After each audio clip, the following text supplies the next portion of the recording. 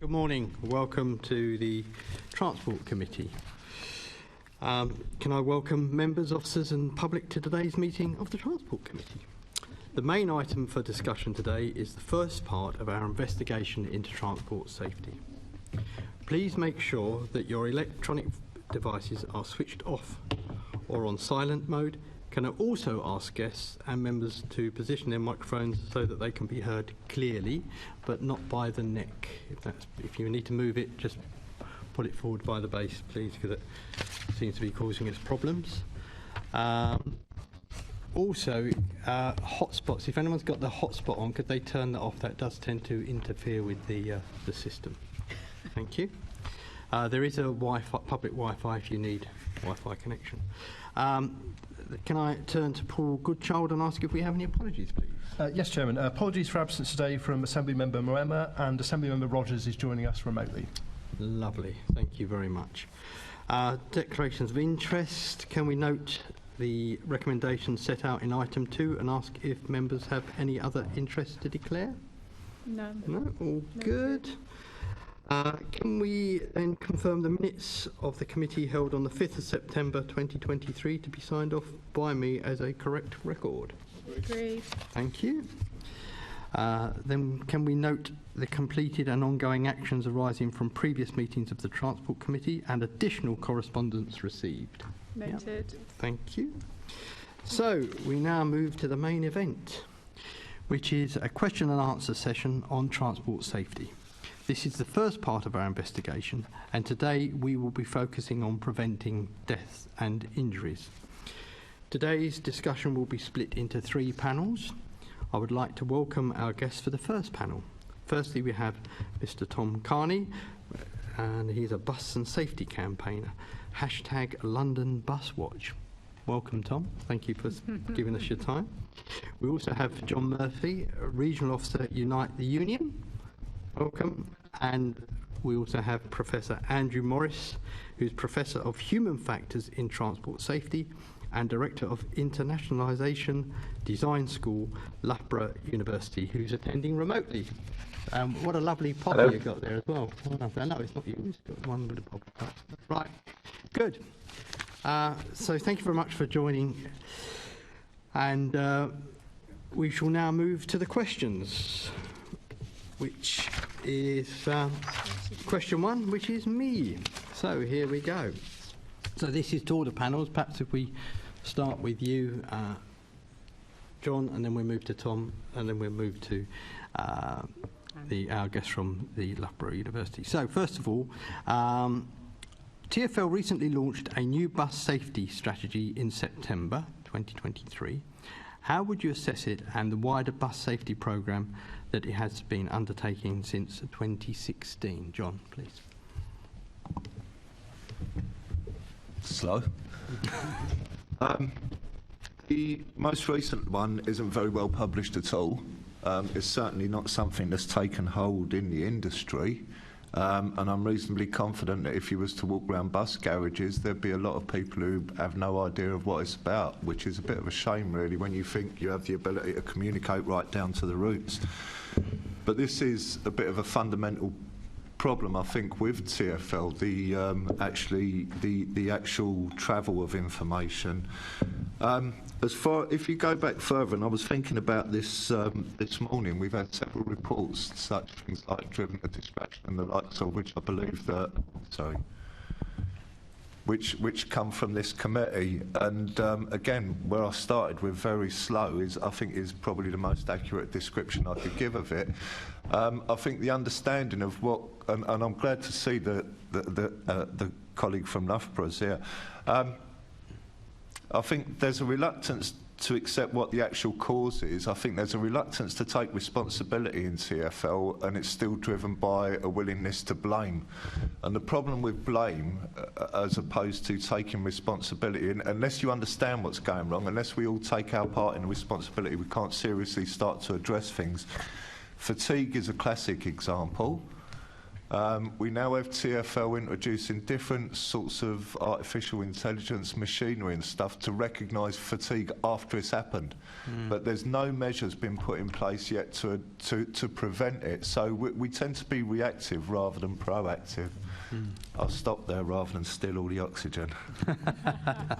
No, what you're saying is very pertinent. Thank you for that. Tom, can I turn to you? Thank you. I'd just like to echo what Mr. Murphy said. I'm not a transport or safety campaigner by profession. I'm actually a company director. I sit on the boards of very large industrial companies, and I've done that for most of my life as working in the industrial sector, specifically mining and transport of commodities primarily. And what John Murphy was absolutely correct. Now, I sit on the board of mining companies where fatigue incidents are recorded, but they're before they happen. The mine shift captain takes basically people that cannot perform their work because they're obviously judged to be fatigued, and they're taken off, and they're not allowed to work.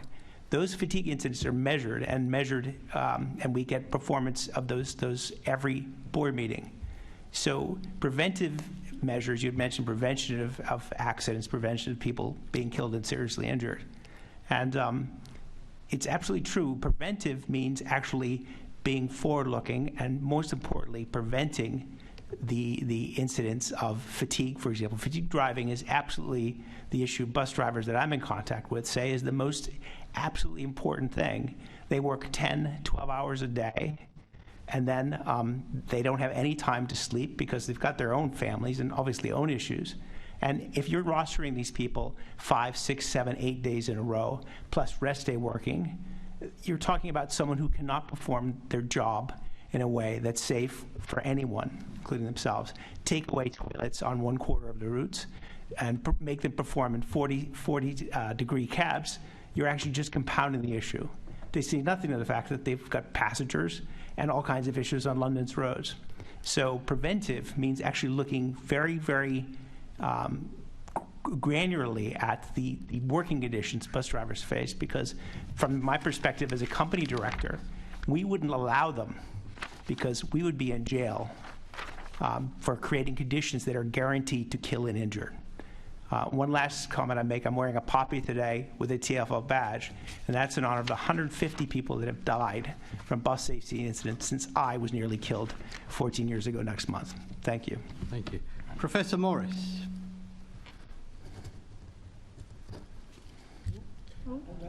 I think we've just lost the Zoom for a minute. We've lost him. All right.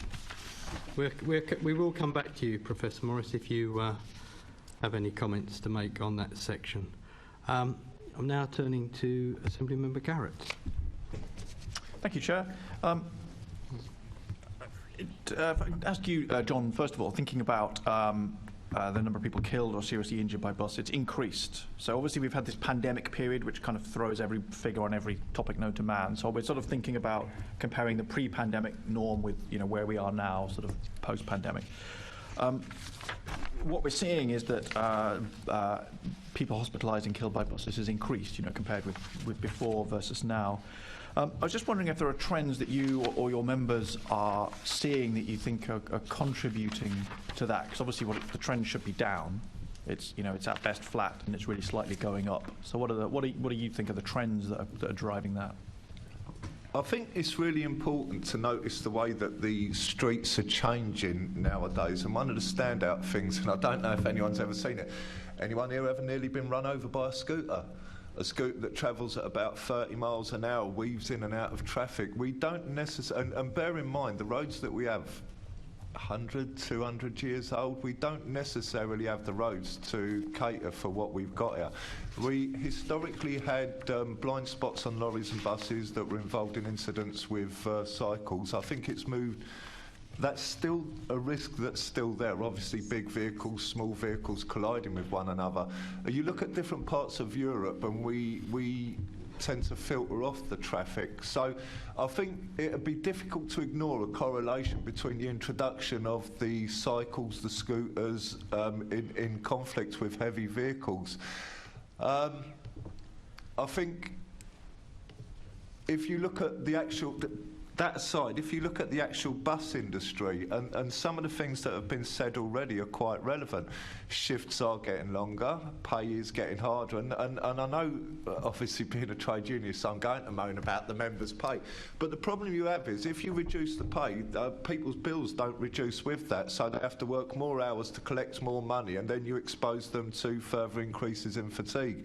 I think over the last couple of years, since 2016, I wouldn't say fatigue's improved, and I think it has an impact as we move forward. I think the reluctance, as I said before, to accept the responsibility helps to grow the risk there. But for me, one of the prime issues in London is the size of the roads, the way we use the roads, and what we're introducing to the roads. We have trial schemes, sorry to go on, we have trial schemes with scooters, but everybody is driving a scooter now, and you can see that they're not the regular ones. The police do absolutely nothing about it, and if there's no regulation whatsoever, there's going to be more and more issues. I do know, a final point on this, with these e-bikes and e-scooters, nobody seems to be wearing the helmets, nobody seems to have insurance, and there doesn't seem to be any notable recording about incidents that involve these. So I don't think we have the full facts as to what's actually going on in London, but I think even someone who has difficulty seeing this would understand big vehicles and small vehicles that can barely be seen don't necessarily mix well. Thank you. On fatigue, one of my colleagues, I'm very interested in that, but actually one of my colleagues will be asking about that shortly, so I don't want to delve into that too deeply, except just to acknowledge I think that's something we've spoken about quite a bit, and we spoke about it actually with trams a few weeks ago. On the e-scooters, obviously there's two sorts. There are the trial ones, and then there's the sort of the quasi-legal personal ones, which are obviously legal to buy and own, but illegal to ride on the road. So is it both sorts that you're looking at? Because obviously, I mean, for example, my constituency, there's no e-scooter trial in it or anywhere near it, but we still see e-scooters on the road. So I don't know if there's one or the other of those types that is more of an issue. No, I think it would be. I don't think the data's there to say whether one is better or worse. But I think the problem we have is there's people who have no training. And for me, it's a strange business. Up until a few years ago, if you rode something that was propelled as fast as an e-bike, you would wear a crash helmet, you would have a licence, you would have insurance. Then there's just not these requirements with that. So I think there's a bit of blind eye turning towards this because an e-bike though goes the same speed as a normal bike. Sorry? An e-bike goes the same speed as a normal bike. So they're limited by law to 15. Obviously there are some that have been illegally modified. I understand that what you're saying there, but the point of the matter is that only the ones that are regulated, i.e. the trial scooters, you can certainly say that. But I've seen e-bikes going at motorbike speed. I've seen scooters going at motorbike speeds. So, yes, I understand what they should be, but that's not what they are. Understood. Yeah, so I suppose I interpret that as there's anecdotal evidence that there's a problem, but there's not been proper research into quantifying it. I guess that's what you're telling us. Another change, obviously, we're seeing reductions in speed limits on roads as a safety measure. Obviously, the Mayor's objective is to have all of the red routes to be 20 miles an hour eventually. Obviously, that has an effect as well in terms of slowing buses down. Do you see timetables being adjusted to take account of the longer time it then takes to get from one end of the route to the other? I think historically, not just now with the speed reductions, the timings of bus routes and bus journeys have never ever really been realistic. I've got over a 30-year association with London buses. I used to be a London bus driver, and when I was a bus driver, the common belief was the person who done the timings of bus would go round on a motorbike or an e-scooter nowadays. So that's, I mean, all I'm just conscious of is when you talk about changes, so that maybe that's always been true, but it seems to me now the processes of checking and confirming and sort of bearing down, if you like, on drivers to stick within the law, like buses that have speed limiters, is greater.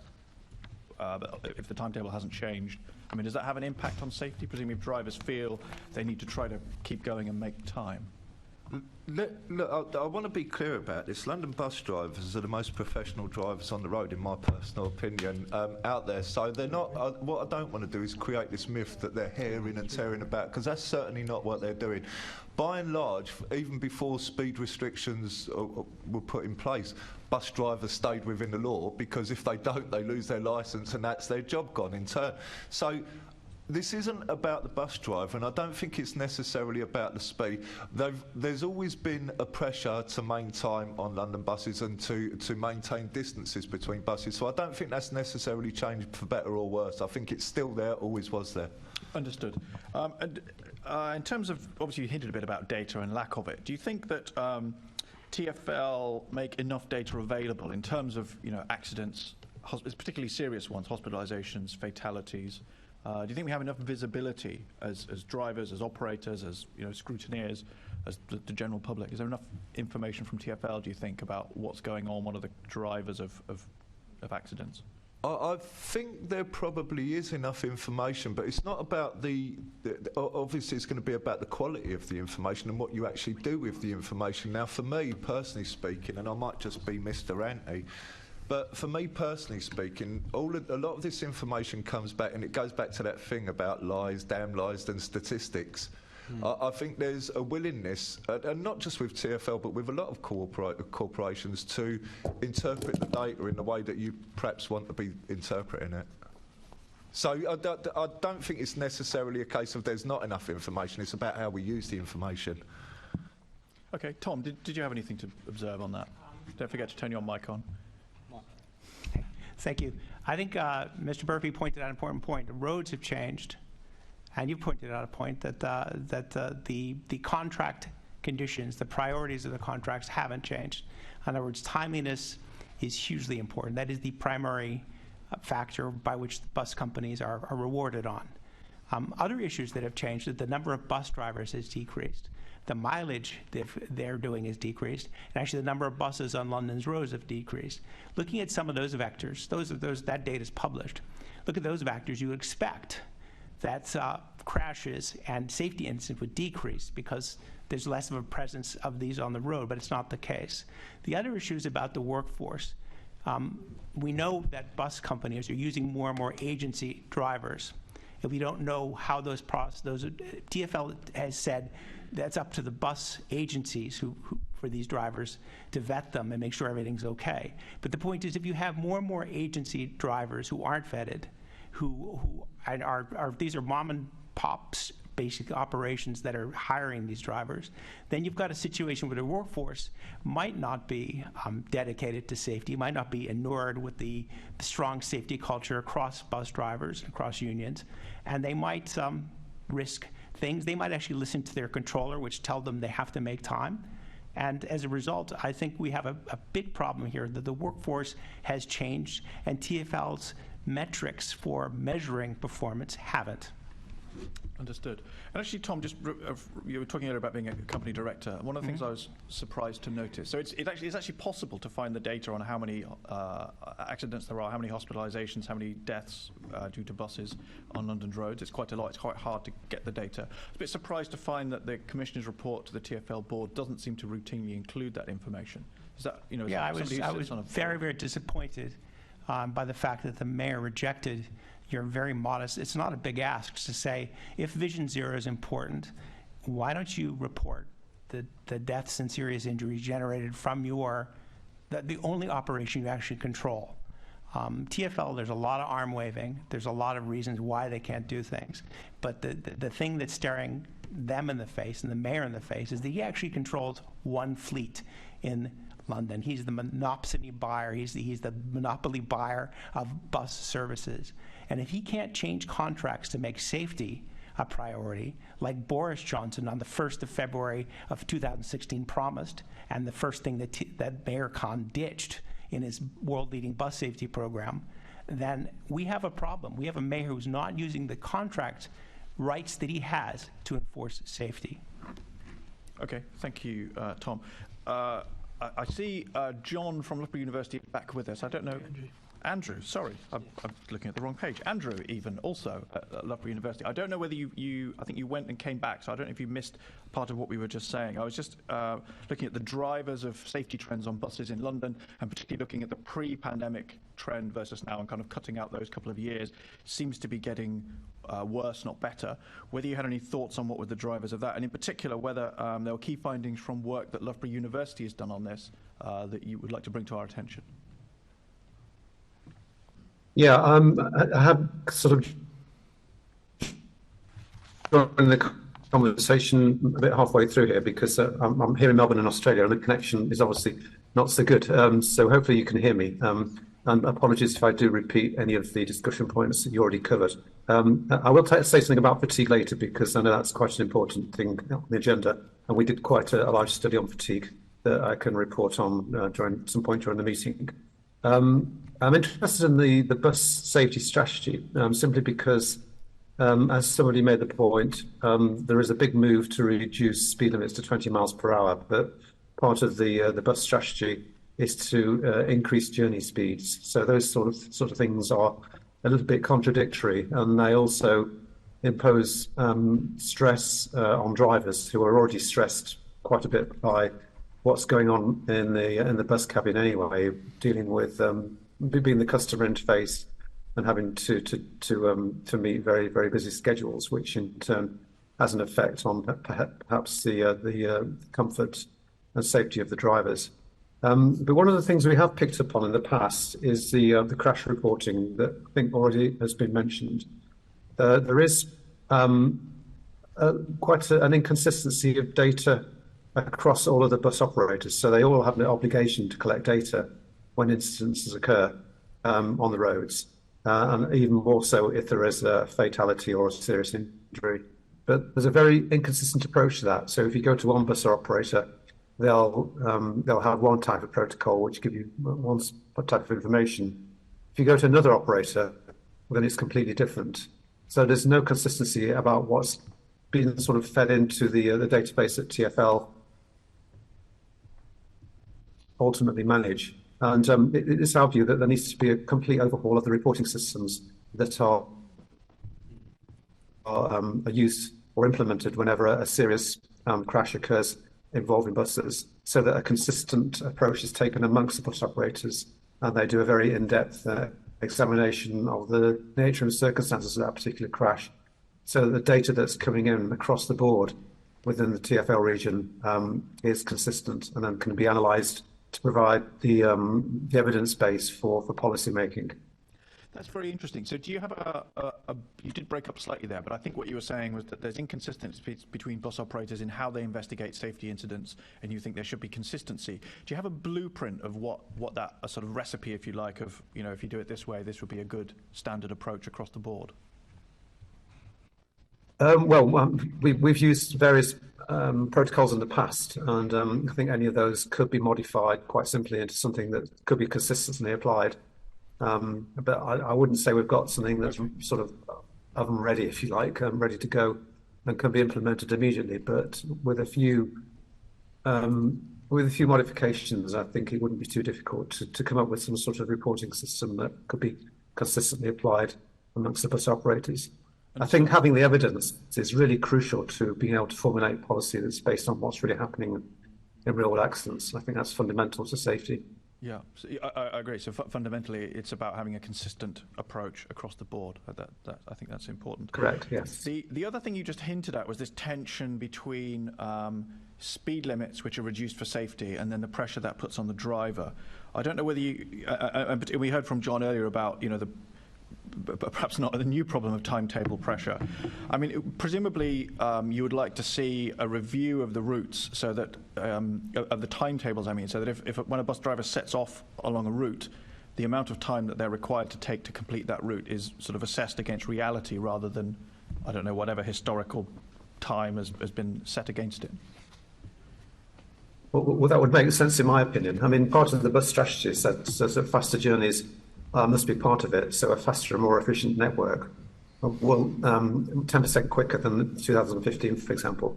And yet that goes against the grain of introducing speed limits or reducing speed limits to 20 miles an hour in some of the zones in London. So you're wanting to have faster journeys, but you're effectively slowing the buses down. And that's got to put pressure on the bus drivers if they're expected to get from A to B within a specific period of time. And maybe that alters driving styles. I know the comment was made about London drivers being very, very professional, and I don't doubt that for a minute. But if they're under pressure to get to their destination from their origin within a specific amount of time, then does that impact on driving style and therefore in turn impact on passenger comfort and safety. Do you know if there's any research on that question? I mean, it's a sort of logical hypothesis. Do you know if there's any research on it? In what sense? I was just thinking, London is probably not the only city that's reducing speed limits for safety. That seems to be a widespread phenomenon. And equally, we're not the only city with buses. So the tension between lower speed limits for safety and then the countervailing pressure on drivers, is that something that's occurred elsewhere, I wondered? I think there's definitely an impact on safety in other transport modes, but what happens in buses, I think that's quite new as yet. And I'm not sure there's been any other studies elsewhere in the UK that have actually looked at that and whether it's had an impact on bus passenger safety. So maybe there's something to be done there. Yeah, I was just thinking there's an opportunity for TfL to show some leadership. You mentioned fatigue, but actually one of my colleagues is going to ask about fatigue shortly. That's a very important issue that we're going to look at separately. So yes. Thank you very much. I think that's it from me. Thank you, Chair. Tom, I saw you indicating.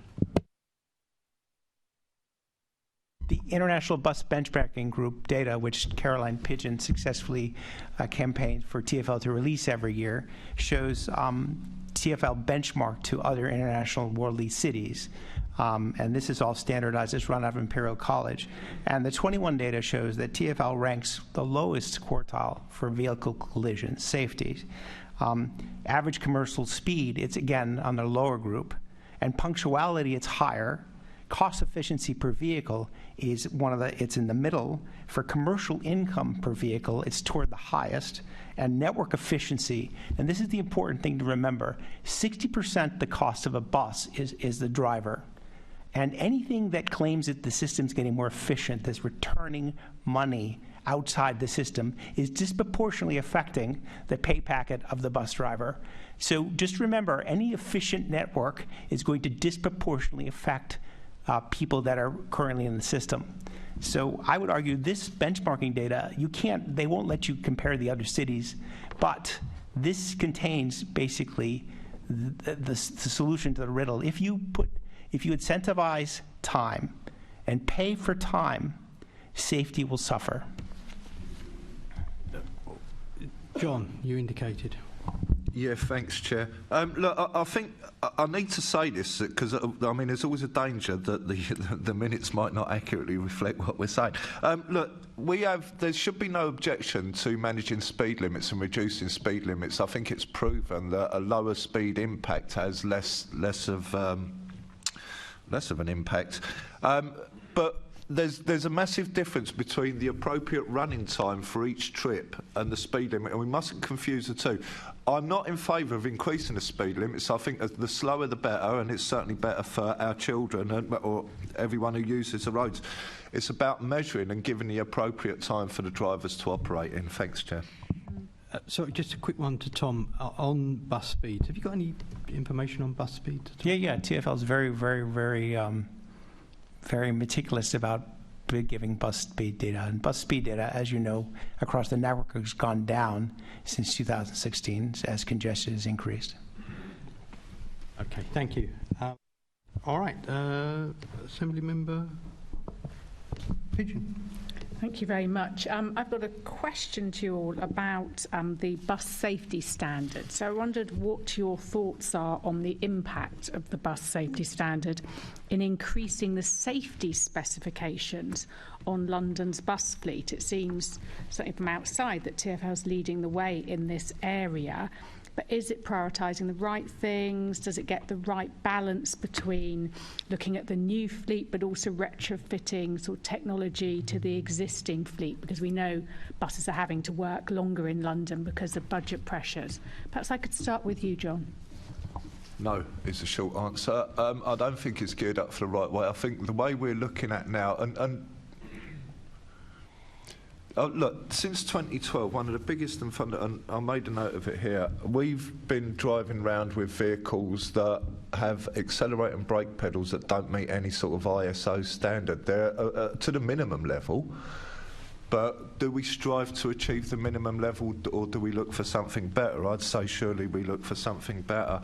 I think some of the things that are being put on buses now are essentially to shift the blame or the responsibility away for the safety elements that TfL put in. And what I mean by that is we have machines that are being trialled out on buses called C&I machines, which essentially will notice if a driver looks tired, and then it will notify the company, and so on and so forth. So again, it's reactive rather than proactive. There's much more that can be done, and I think we might be looking at it as a cheaper option, but I think there's more and better ways to invest money to make London buses safer, rather than just solely like banking on technology from saving us.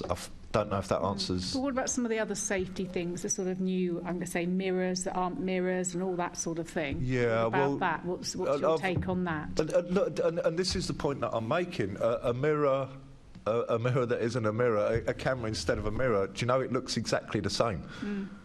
So I'm not wholly seeing what the benefits are. And when this was introduced by TfL, one of the things we did was survey our members about mirror strikes. And it's a relatively small thing that actually occurs, because believe it or don't, and we're quite good with our travelling public. They know how to use public transport. And while I was coming here this morning and travelling on the underground, everyone knows which side of the elevator to stand. Everyone knows where to stand when they're catching the bus, because our commuters understand how to commute, I think is the fairest way to say it. So I think some of the technology looks flashier than it is actually beneficial. Right. Okay, that's you. So, Tom, what's your take on it? Just put your mic on. Yes. Look, I want the bus safety, the original 1st of February 2016 had it very clear that it was update TfL bus contracts. Over the next 3 months, TfL will updating bus contracting system, will develop safety incentives to encourage a bigger focus of safety. The bus safety standard kicked that ball way down the field. If you're going to have every new bus, you're really talking about any solution to safety is 2040, 2050, 2060, depending when these buses are retired. And that was a deliberate effort to replace an urgent and contractually based measure by a technological one, which is much further in the distance. And I think that was a major failure. Like I said, back to the mayor has the contractual right to impose safety conditions on bus contractors. He's the only one paying their bills. And as a company director, I know that when you're the only person buying a service, you can actually dictate a lot of terms, which may not be in a market, but it's certainly, if you're the monopoly buyer, you can actually dictate those terms. He's not doing it. Great. Okay, thank you. And Andrew, what's your take on the bus safety standard and whether it's being prioritised in the right way? Yeah, I think it's a good start. I mean, there's some pretty good things on there, including advanced emergency braking systems, speed limiters, blind spot mirrors, avoidance, direct vision, improved front end for crashworthiness, etc. But there's still more to be done, I think. And one of my colleagues mentioned that the ergonomics of the driver cockpit, if you like, is still, he would say, relatively ad hoc at best and willfully obstructive at worst. And there's still a lot that could be done in terms of things like controls and switches and human-machine interface, audible warnings and messaging, and still there's issues with pedal confusion, etc. So on the one hand, I think improvements have been made, and there are lots of very good safety innovations on the modern fleet of buses. But from a human factors and ergonomics point of view, I think there's still a lot that might cause confusion, and this is not a good situation for the driver. If you're overloading them with things to remember or things to learn within the driver cockpit, then that will impact on their driving style ultimately, and that sort of reflects on passenger safety, of course. Yeah, lovely. I think we'll drill into more of these areas as we go forward. Thank you, Chair. Thank you. Assemblyman Berry, you wanted to come in? Thank you very much. And I want to ask questions to later guests as well about this. So I'm quite concerned that there seems to be a large proportion now of the incidents and injuries that occur are while the bus is braking or accelerating or pulling away from a stop, and that slips, trips and falls within the bus seem to be quite a persistent problem.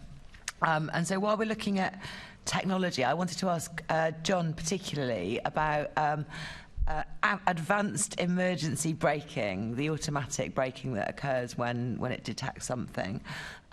What experience do your drivers have about that? Because that seems to have potentially not quite worked out, in that it might be causing more injuries by being activated falsely than it's saving. But that's, I think, up for question. And I just wanted the driver's perspective on that. It's not broadly rolled out. It's not very widespread yet. In fact, I'd say it's not very spread at all. I'm not personally aware of where this has been rolled out as of yet. Look, again, not necessarily because of the method of braking. There'll be an issue with style of braking. If you stand on the brakes in anything, you're going to be propelled forward. I think there are several factors to this, and historically there always have been. We talked about time constraints, and it'd be interesting to see where these sort of incidents peak. Morning and afternoon peaks, I would imagine, certainly has been my experience when people are in the rush hour.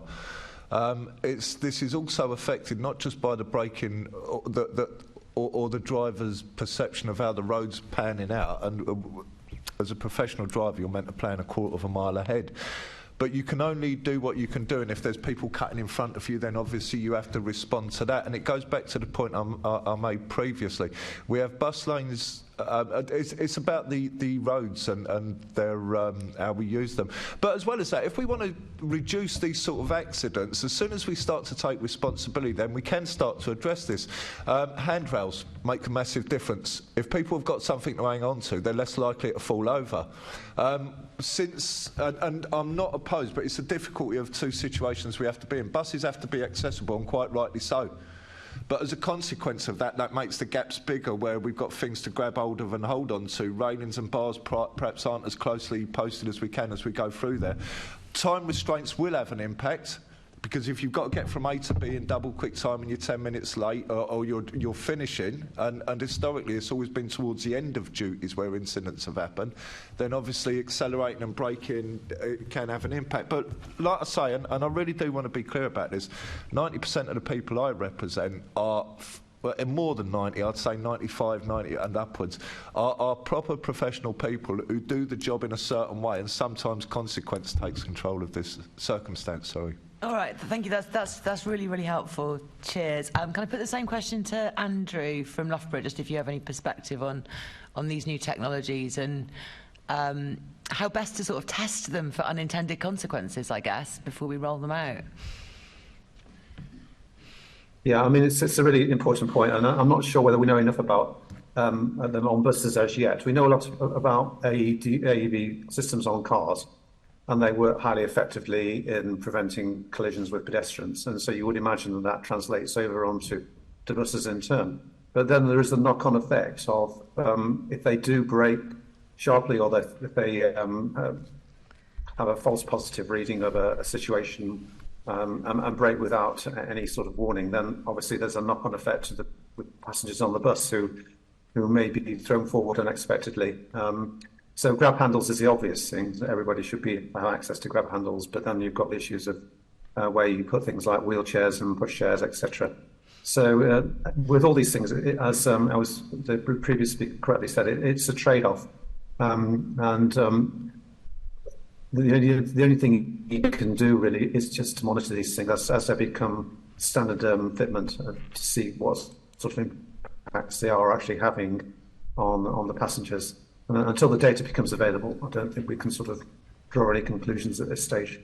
Okay, so really close monitoring and sort of early warning systems to flag any alarms, because like I say, I'm already quite alarmed that this is going up. Yeah, I would say we need some data to find out, is this a problem? Before we say it's a problem, you see what I mean? Yeah. Okay, thank you, Cheers. Yeah, and obviously people in cars don't stand up and walk around, so that, these are things we need to bear in mind when transferring technologies. Yeah, exactly. They're restrained. Yeah, they've got the steering wheel to hang on to. They're restrained by the seatbelt. So they're not thrown forward if the braking system does inadvertently deploy. Sure. Whereas in buses, it's a totally different situation. Okay, thank you very much. Thank you. Can I now move to Assembly Member Baker? Thank you, Chair. I've got a couple of questions on driver fatigue and working conditions. We've touched upon that over the last sort of half an hour or so, but feel free to expand or refer to something you've already said. So firstly, I'd like to ask Andrew about the importance of working conditions when thinking about safety and fatigue. It's something that's recognised by TfL, the safety strategy, and the Loughborough University report in 2019 acknowledged it. Is there anything you'd like to sort of say about the link between working conditions and safety impact? I can say quite a bit actually, but I'll try and keep it as brief as I can. Yes. I know time's short, but we did find that fatigue was a problem for bus drivers. In fact, I think we found 21% of drivers are fighting sleep at least 3 times per week. That's not the time to cut out, is it? and insufficient sleep before shifts and changing shifts patterns, etc. What we found was that some of the behavioural factors within the organisation, or the cultural factors, could address the problem in some ways. So, for example, you have a fatigue risk management plan implemented in the bus operator. Move away from a system that has a fatigue incident. So, in other words, you're improving the relationship between the drivers and the traffic controllers. We suggested the formation of fatigue working groups where the drivers could participate and air their views about how these particular things could be addressed, recognising the fact that everyone gets fatigued at some point. So really there has to be a system in place to manage this so that the individuals who are affected by it feel supported. So in other words, you need buy-in from all parties into addressing the fatigue problem. And really, if you're looking at the safe system, which TfL would claim to implement, then the safe system does encourage buy-in from all stakeholders to make sure that everybody is working towards the same end goal. So if fatigue reduction is the problem, then everybody who is part of that particular challenge needs to be engaged with it in some way or another. So an open culture is very much encouraged. That's really helpful, thank you, Andrew. And going to John and then Tom, since the report came out that highlighted all these issues in May 2019, what progress have you seen, John, and your members have seen by TfL to improve those occupational conditions for bus drivers? I'm really trying not to sound like a scratched record today. Look, I'm thoroughly disappointed, and if I can be completely honest with this is the one thing that really, really makes me quite angry. There is an issue with fatigue, and fatigue isn't caused by bus drivers staying up late at night watching television or arguing with their family, but the perception of TfL, certainly what they promote, is this sort of belief that the responsibility for fatigue solely rests with the driver, and it really, really doesn't. It's already been alluded to that we have problems with the shifts, the shift patterns, the length of the shifts. And one thing I do know, because I was a bus driver during the days of London Transport, as well as a bus driver during the days of Transport for London. And one thing I do know for sure is that shifts are getting longer. The pressure isn't getting less. And the ability to earn enough on a basic week just isn't there anymore. So we force people to work longer shifts. Then we force them to work more longer shifts if they want to maintain any standard of living, and then we blame them because they don't go to bed early enough. And that is the approach with TfL, and it makes me quite cross. There are so many things that can be done rather than buying a machine to put on a bus that spots that a driver's tired. We could actually talk about sensible shift patterns. We could talk about the length of duties, and not just that, we could talk about facilities. We send drivers out there for the day, and we're quite happy to dump them out there. Once they've left the garage, they can stay out there. They have roadside reliefs. There's over the last couple of years, there's been a push from TfL to move to remote sign-on, and it's the hypocrisy of it all. We're talking about training managers in garages to spot fatigue on drivers, then we have a plan to make them sign on 5 miles away from the garage. Now, you tell me which garage manager has eyesight that can see that sort of distance, so that was a waste of time and a waste of money. I think the open culture is important, but if we have an open culture, then that means the employers have to accept their responsibility, and I genuinely think that there's a reluctance to do that. One of the important things to understand as well, and I was thinking about it when it was talked about previously, when a bus vehicle is involved in an incident, more often than not, the bus company has a very, very high excess payment to make. So they don't actually claim off of the insurance. So to justify the position they're in, the blame is always going to be kicked downwards. Whereas if they had an insurance scheme rather than an excess scheme, then they might defend the position that they're in, and they might take responsibility, and they might look at how they address it to prevent it happening again.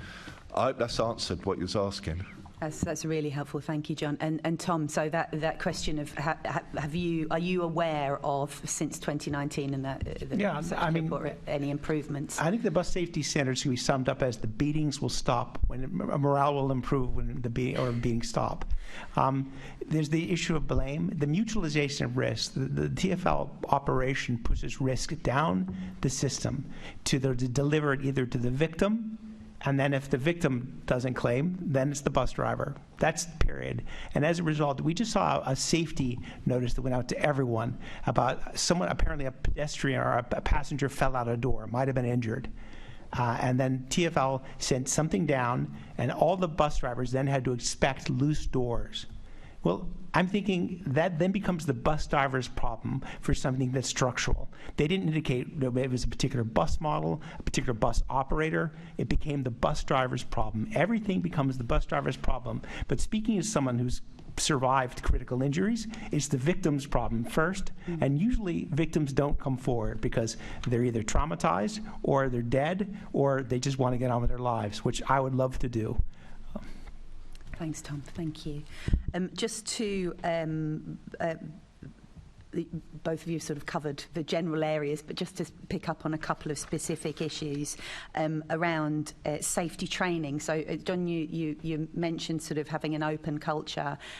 Are you seeing that when there is safety training around fatigue and working conditions and stuff like that, is that supporting the sort of culture we need to see in terms of reporting? Or is that not? Look, I genuinely, my own personal perception is there isn't an open culture, there isn't a fair culture, there's a blame culture in London buses. Yes. And while you have that, you can never move away. And I think Loughborough, in the Loughborough report, they made a comparison to, I think it was British Airways, where people who report near misses are deemed as heroes. In London buses, that gets you sacked.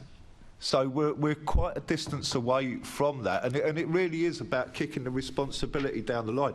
Because here's the truth of the matter: if you have 5 accidents in a bus garage, then the manager of that garage is called in and he's asked about what have you done about this. Now, you've done absolutely nothing to address the issue, but apart from give the bus driver a kick. So we're not talking about correcting things. It's very punitive and it's very blameworthy. Thank you. I think I've covered everything in that section. Yeah. Thanks very much, everyone. Thank you. Really helpful. Yep, I've got Assemblymember Berry, then I'll bring you in, Assemblymember Garrett. Just very briefly before we have to let you go, Tom, you mentioned earlier, briefly, you mentioned toilets and heat as contributing factors to fatigue. So I just wanted to put that also to John, ask how the situation is with toilets at the moment. I believe there's at least one toilet on every route, but not at both ends in all cases. And I know that following a complaint last year by a bus driver, I've been asking about heat in cabs as well. So I wanted to get your feedback on where we are with both of those things. We never ever reach nirvana, do we? Look, the problem is toilets isn't enough. We have to have rest facilities, and the point I made previously, we dump bus drivers at the side of the road. Once they leave the garage, we don't care about them until they come back to the garage. What they do in between is their own business, and when you're dropped off at Camberwell Green, do you fancy spending your lunch 2 hours roaming about round there in the pouring rain? I suspect not. So it's not just about toilets. What I would say is perhaps is vastly improved on what it was, and the point you make is absolutely right. Every bus route does have at least one toilet. Where we have longer bus routes, and I can't remember the exact length that the route has to be, but then you'll have a toilet at each end. There's facilities being put up in places, so it's improving, but we're not near to that. But it would be madness to think that it's just about toilets. It used to be the committee that used to deal with that, because everything's a committee. The committee that used to deal with that was called the Facilities Committee. And that went from being places where drivers could rest and take breaks to just being about toilets. Now, I don't know many people who want to have their lunch in a toilet, but there we go. As regards bus heat and hot buses and cold buses, there are processes in place. But rather than worry about adhering to the process, and what that is basically is you'll do a journey in your bus. If it's hot or if it's cold, then you'll sub the bus and you'll change the bus for another one that's meant to work. That's okay as long as people have got the confidence to do it. It would be much better if we could work out a way to warm these vehicles, because incidents will happen when drivers have numb hands and numb fingers from the cold, and that's what's coming soon. I hope that answered. Okay, yeah, very helpful, thank you. Assembly Member Garrett. Thank you. Actually, John, just on that point about cold, obviously heat's also an issue. You're satisfied your members have got adequate air conditioning in the buses to keep them cool? Particularly, obviously, we're seeing hotter, that really sustained like 35-degree heat in the summer. We had it in June this year. When I challenge TfL, often what I hear is that it's fine, and to the extent it isn't fine, it's improving. Is that what your members would say, do you think? I would say it's absolutely nowhere near to what we need it to be. It is improving, but look, the difficulty you have with a bus is, in essence, it's a greenhouse. The doors are frequently opening and closing, so you do need some sort of super boosted, and I'm not going to pretend, you can tell by my language, that I'm not any sort of technical expert on air conditioning. There's a long way to go before we get to where we are. All I'm saying is that we have processes in place now, what drivers can take to remove themselves from risk. To address this, we need, and we're a long way addressing it. And what Tom said sounded, sounded very, very optimistic. That we might have it done within 40 years. Me personally, I think you may never ever see it, because it's such pigeon steps to get to that place. What would help is if we could have suitable air conditioning on the bus. That would solve a lot of problems. But specifically, you're talking about within the cab and not the whole bus, because obviously the cabs are quite enclosed, aren't they now? I don't mean to be that person, but my responsibility is to look after my members. So the starting point is the cabs. But equally, as a PCV licence holder, I do recognise, and most bus drivers will, that the number one rule is your responsibility towards the passengers and safety and comfort. So we want them to be okay, but there's a problem, and we fell into this going back to 2012 when we introduced that new bus for London. It looked very nice and it sounded very trendy, but it was rubbish. The batteries didn't work on it, the air conditioning didn't work on it, and the windows didn't open. So since then it's sort of slid into a pattern there. For me, it starts at the cab where the driver is. You need a cool driver, and that alleviates the risk that the other people travelling on the bus are exposed to. Yeah, I mean, if a passenger feels a bit sleepy and nods off, that's a lot less of a problem, isn't it? Andrew, if I could just ask just one quick final question about, specifically on fatigue and rostering. And again, we spoke to the trams a few weeks ago, and they've got a whole new system now since the Sandilands crash of how they manage rostering to avoid fatigue. I don't know whether that's something you've looked at. My sense is that London buses don't seem to be anywhere near the kind of standard that the trams have got to. We have looked into this. a little bit, and we did come up with some solutions or potential solutions for rosters, including things like fatigue risk assessment and mitigation in scheduling and rostering, potentially protecting break and rest times to make sure they're preserved and that they're not interfered with by anything untoward, and they're protected at all times regardless. Increasing running times during peak hours, that's a possibility. Providing more flexibility regarding driver shifts, especially when you're considering personal circumstances, but also within safe boundaries. But we thought ultimately there needed to be some sort of scientific basis to roster design. So at the moment it seems to happen on a very ad hoc basis. So maybe the lessons learned from the Croydon tram accident could be something to underpin from a scientific point of view the roster design within the bus system, and also so that the drivers ultimately understand the reason behind rostering changes, so that everything is explained to them carefully, so that you get buy-in from them and engagement at the end of the day. So those are the things, all the strategies we thought that could improve rostering. So that's your proposal, but as far as you're aware, that's not what's happening at the moment? I don't know whether any of those have been implemented by TfL. Understood. We've not looked into that. We've made our recommendations, and it's possible that some of those could already have been implemented. Okay, we will ask them in a little while. Thank you, Chair. Yeah. Thank you very much. Well, that brings us to an end of our first section. I'd like to firstly thank Tom, as always, for your insight into being a victim and all the hard work that you do throughout the year. Survivor. Yeah, well done. John, thank you for your particular insight. It's been very useful, and thank you for your frankness and honesty. That's really helpful. Andrew, I'm going to award you the record for the longest distance call-in of any guest I think we've ever had. What's the time there, by the way? Thank you. What's the time? It's coming up to 10 p.m. So right. Well, we better let and I'm catching a plane in 8 hours. Otherwise, you'll be suffering from fatigue. So, thank you very much, guests. We're now going to take about a 3-minute break to change the panel. Thank you very much indeed.